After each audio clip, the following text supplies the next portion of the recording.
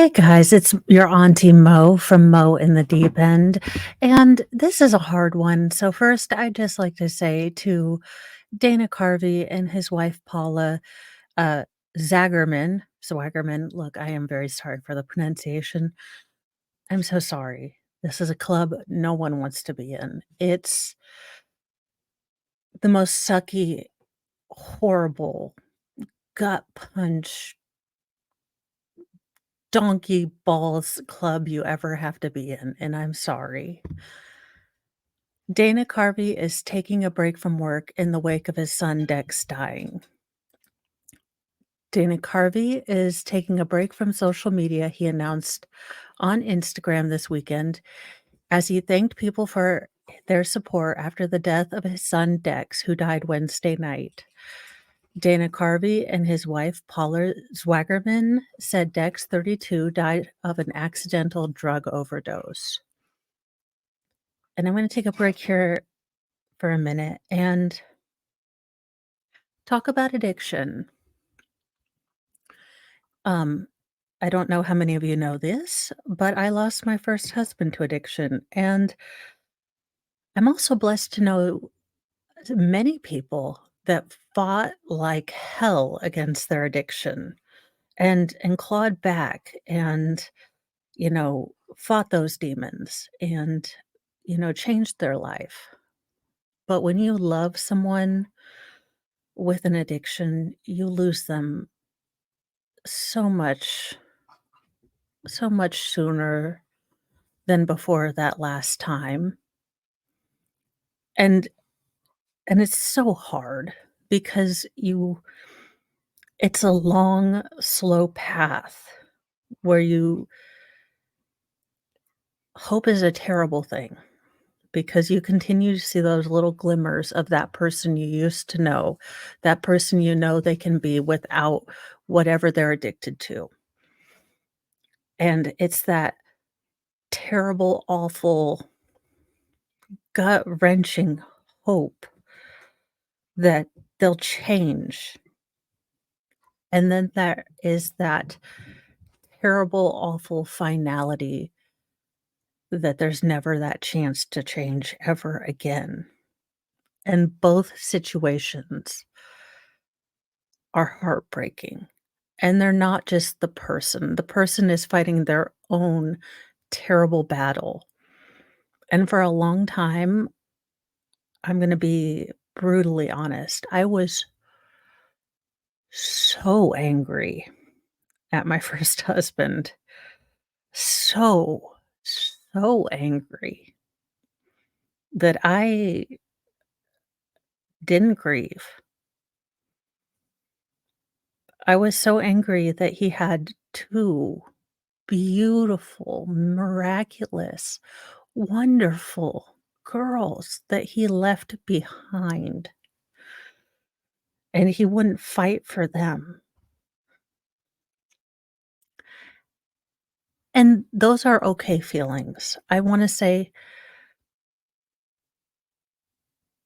those are okay feelings to have, and my feelings have changed over the years. And if you know someone, if you've lost someone to addiction, I just wanna say whatever you're feeling, it's okay. And again, you know, I hypocrite over here. When you are able, when you are ready, please talk to someone. Carrying this bag o' feelings around, it gets heavy. And what I'm finding out is my story isn't as unique as I thought it was. So many people are losing their loved ones. This is a ripple that destroys everyone around them. It's not just the person with addiction, and I don't know if Dana Carvey's son had an addiction, if this wasn't just a one-time thing where he thought, "Oh, I'm going to get, such and such," and it turned out to be not what it was supposed to be. But when you have someone who's battling addiction, it's not just them, it's the family, it's the friend, it's the children, it's the community around them. It is so many circles of ripples of just devastation around it, and the heartbreak, the loss, the devastation I saw for my first husband's parents, and I still see every holiday. I can't imagine. There's always going to be that empty seat. There's always gonna be that empty space, you know? Seeing my daughters is always going to be such a blessing, but such a reminder that he's not there to experience these things, and I sometimes wonder,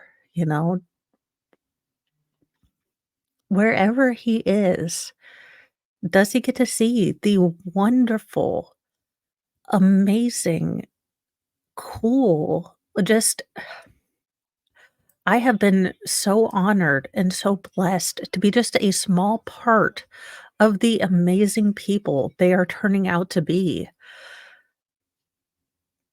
and I get so mad that he doesn't get to be a part of it, that he and I know maybe it's not always a choice, and that some battles are just too hard to win here. Let's continue. In an Instagram post Saturday, Dana Carvey said he and Swaggerman, quote, have been overwhelmed by your love, your personal stories, and your compassion. We've received so many beautiful messages from people who knew Dex. He wrote, these have touched us more than we can ever express in words. And now Carvey said he will, quote, be taking a break from work and social media, trying to figure out what life looks like now that we're a family of three. And this is his official I think this is from Instagram, just to say thank you. Um, and this is beautiful. Carvey and Swaggerman have a younger son, Thomas. We will heal and carry on, he added. Our darling Dex would have wanted it that way. Announcing Dex's death on X, Carvey and Swaggerman said in the signpost, Dex packed a lot into 32 years. He was extremely talented in so many things music, art, filmmaking, comedy, and pursued all of them passionately. Quote, it's not an exaggeration to say Dex loved life, the post continued. And when you were with him, you loved life too. He made everything fun. Dex was a comedian who opened for his father's 2016 Netflix special, Straight White Male, and appeared in the 2013 miniseries, The Funster, and the 2015 movie Joe Dirt 2. Also, Carvey's Saturday Night Live family appeared to show their support with the Weekend Update co-anchor Colin Jost holding up a sign at the end of the show that read, "We love you, Dana and Paul." I can tell you from experience that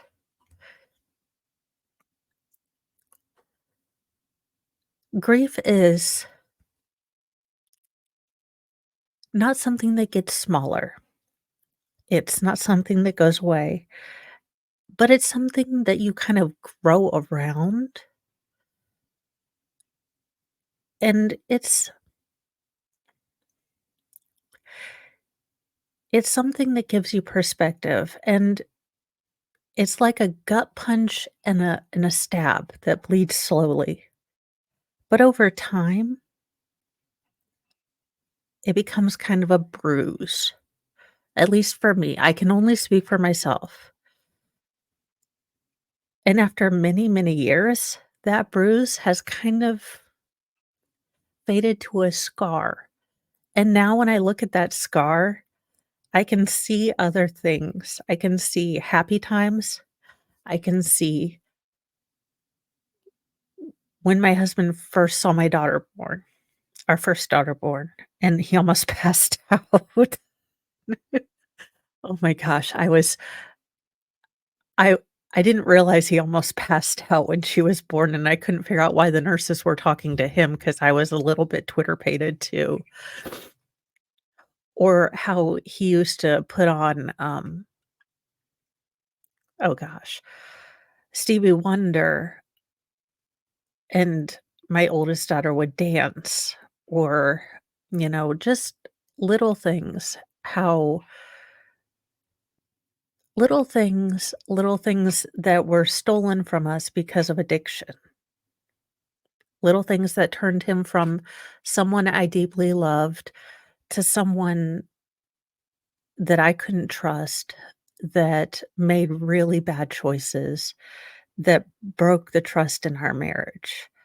And it was hard to separate those 2 people for a long time. And it's still hard sometimes. And it's a club no one wants to join. So, Mr. Carvey and Miss Swaggerman, I hope I'm saying your name right. My deepest There are no words. I wish there were.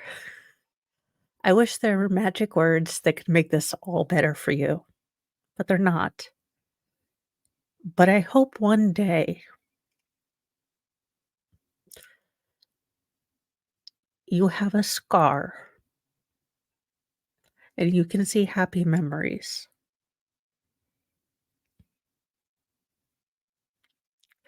And I really hope that one day we can find a better way to treat addiction because it's stealing so many lives. It's ruining so many families.